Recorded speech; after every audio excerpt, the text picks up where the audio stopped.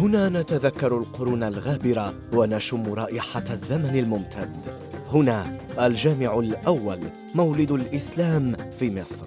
هنا صدحت أول حي على الصلاة، وبنيت أول مئذنة بمدينة الألف مئذنة لتكون المئذنة الأولى في القاهرة. هنا مسجد الفتح والجامع العتيق. هنا جامع عمرو بن العاص. أحكم عمرو بن العاص قبضته على مصر وشرع في بناء حاضرة إسلامية بديلة للإسكندرية، حاضرة الروم آنذاك. فلقد أمره أمير المؤمنين عمر بن الخطاب بأن ينزل بالمسلمين منزلاً لا يحول بينه وبينهم نهر ولا بحر. وعند قدومه على رأس جيش الفتح أقام قاهر الروم مسجده، والذي سيسمى باسمه مسجد عمرو بن العاص. وقبل مغرب ليلة الوتر الثالثة من العشر الأواخر من رمضان من عام 20 هجري، وضع أساسه وأقام محرابه ثلة من الصحابة.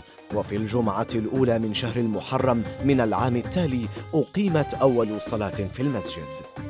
يعتبر مسجد عمرو بن العاص غرة العمارة الإسلامية في مصر، وقد شيد شبيها بمسجد الرسول بالمدينة لينطق ببساطة الإسلام وقوته، ويوثق المراحل المعمارية التي شهدها التاريخ الإسلامي.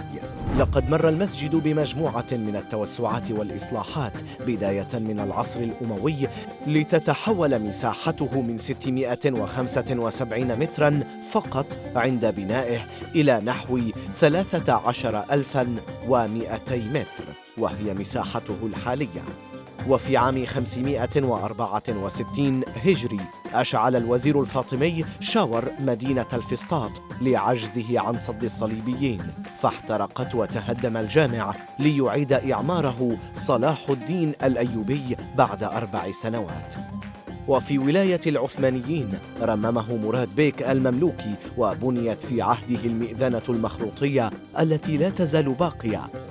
كان لمسجد عمرو بن العاص دور ملموس في تغيير المجتمع المصري وتحويل مساره من الحياة البيزنطية إلى الحياة العربية الإسلامية، فكان مركزاً للتحول في نظام الحكم والدين واللغة، وبالتالي الثقافة والعادات والتقاليد.